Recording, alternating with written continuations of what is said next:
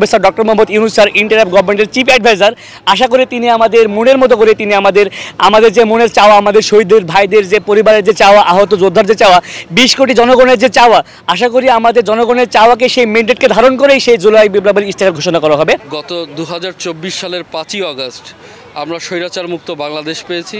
স্বৈরাচার বাংলাদেশ ছেড়ে পালিয়েছে।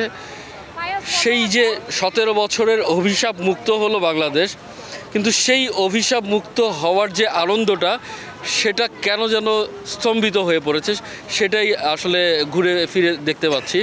তো ঢাকার অনেক জায়গা ঘোরার পরেও, যেহেতু আমিও গণমাধ্যমে কাজ করি, তারপর পরিবারকে নিয়ে এসেছি, কারণ আমার ছোট বাচ্চা সে তখনও ওর সমান যে বাচ্চাগুলো ছিল, আহাদ ছিল, সামির ছিল, আপনারা জানেন যে তারপর যারা হেলিকপ্টারে যে বাচ্চাটা ছিল, হেলিকপ্টার ছাদে খেলাধুলা করছিল, হেলিকপ্টার থেকে গুলি করে মারা হয়েছে।